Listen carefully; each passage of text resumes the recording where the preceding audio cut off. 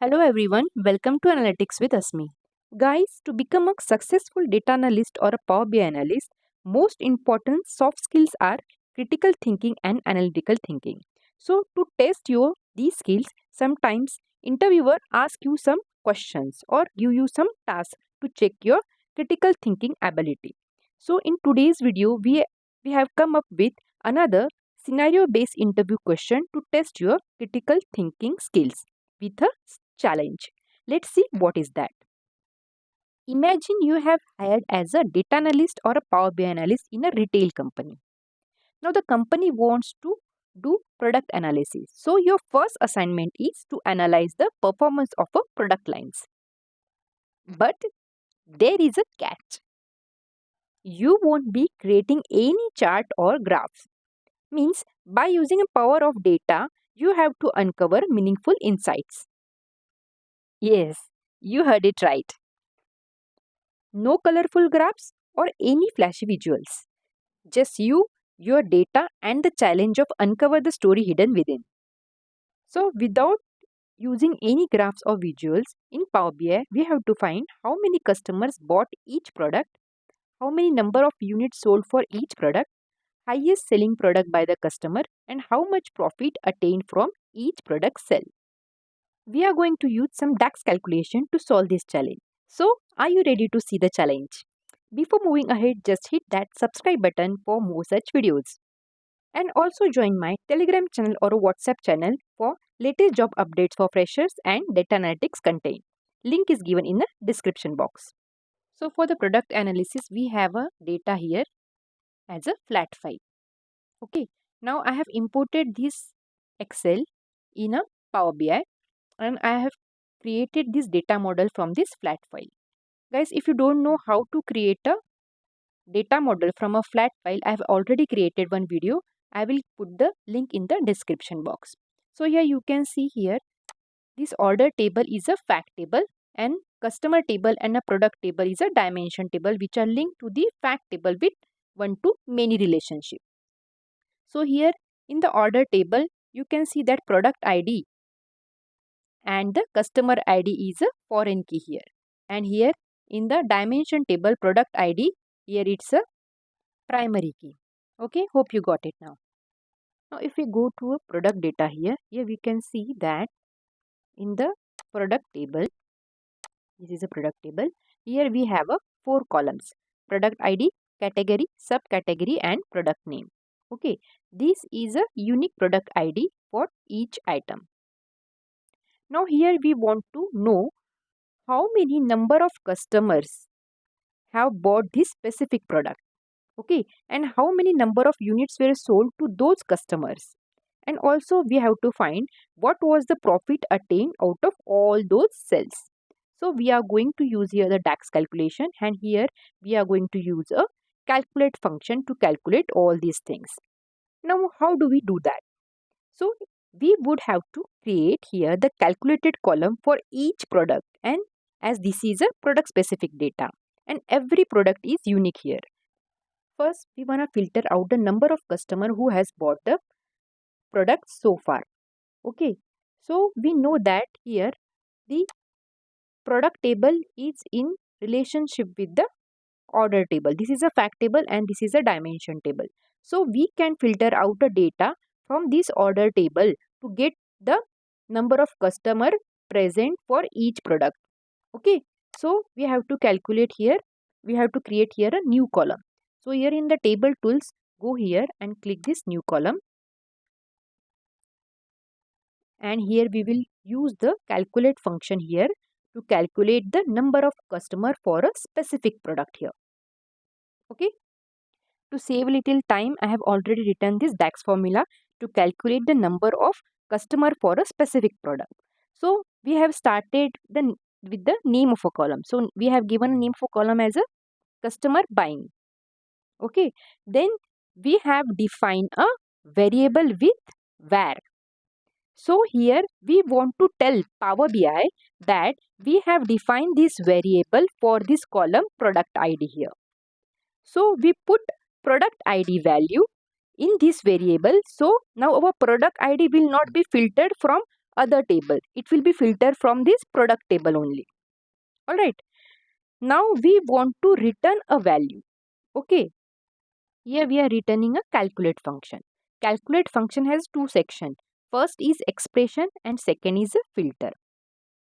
Now we want number of customer to be filtered out, but we might have that specific customer order multiple product or same product multiple times, right? So now we would filter out a customer ID with a distinct count from the order table.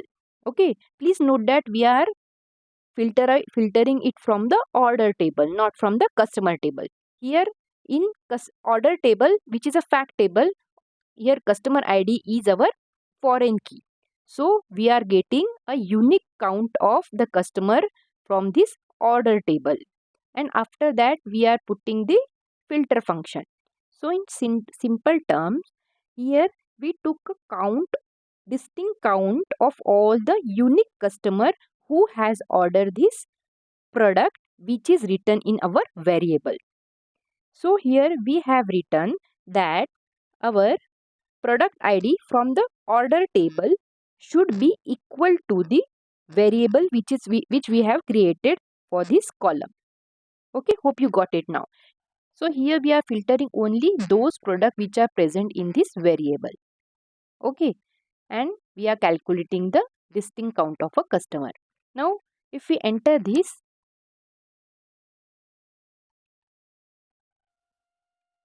now you can see that we are getting a number of customer for each product. Okay, now we can see that we have a 5 customer for this first product, which is a Xerox.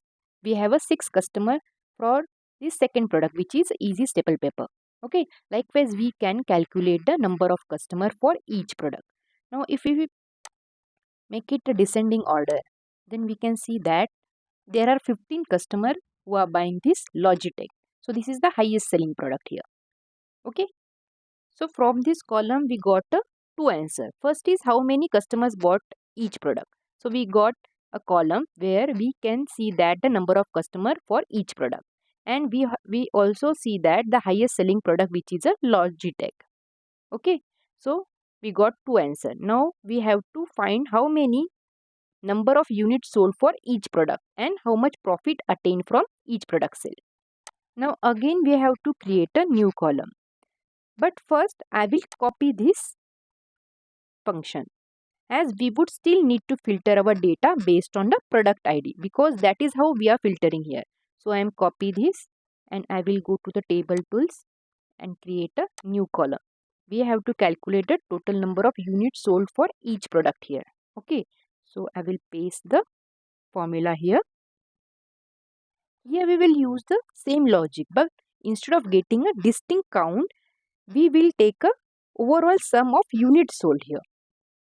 Okay, so to get a total unit sold, we need a quantity column which is present in this order table. So here you can see we have a total quantity. So in order table we have this quantity defined already. So we can just sum all the quantity for that specific product and get the value here. Okay, so we will write the name of a column as unit sold. Okay, and we will keep this variable same because we want all the product which is present in this column. And now I want a quantity to be sum up and give me for that specific product. So we will go ahead and sum all these products. So instead of this distinct count, we are going to use here sum function. Okay, so we'll remove this. Instead of this, we'll write here calculate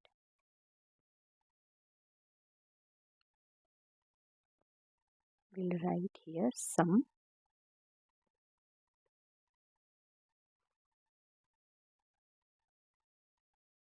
of quantity, order quantity. So here we'll take this bracket complete and we are going to put the same filter here. Okay, filter will be same because we have put this order product ID, this column in this variable. Okay, and we will hit enter here.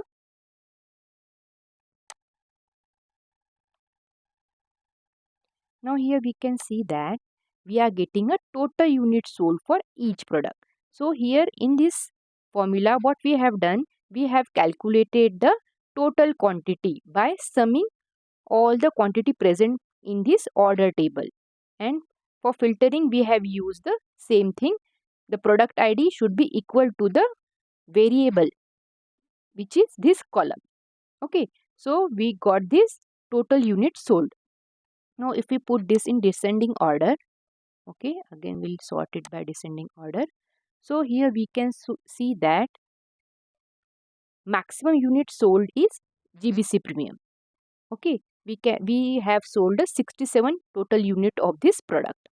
So this is also can be considered as the highest selling product in terms of units sold. Okay, now we are done with this second task. How many number of units sold for each product? So we have calculated a new column which is a unit sold, and we have calculated the total number of units sold for each product, and we also get the highest selling product in terms of units sold. Okay, now the last task is how much profit attained from each product sale. Now we have to calculate. So here also we are going to use the same logic. We are going to use the calculate function here. Again we are going to create here a new column and apply the same logic here. So I will just copy paste the DAX function here. Okay, and here we will write the name of a column as profit attain. Profit attain. And we have created the same variable as we are using the same column. Okay, we want profit attained for all these products. Okay, so we put this product ID as a variable and we are returning the calculate function. So instead of this distinct count, here we are going to use a profit. So profit is present in this order table, so we are calculating a total profit, sum of a profit here. So I will delete this, and instead of this distinct count, we are going to sum the profit here. Tap to select, and here we are going to use order profit. Okay, and bracket complete, and for filtering we are using the same thing. Okay, and I will hit enter here. Now you can see that we are getting a profit attained here. Okay, in the decimal number, it's a decimal number only. If you want, you can change it. So total profit attained for this first product which is binders is 49. Okay, now if we put it in descending order here, we can see that this Canon image, from Canon image we got a maximum profit here, which is 25199. Okay, so here we have calculated a total profit for all these products. So this is how we have completed the task with accepting the challenge that without creating any chart, we have done the product analysis using a calculated column here. So in the next video, we will see how we can do the customer analysis in a same way. Hope you like this video, and thank you for watching.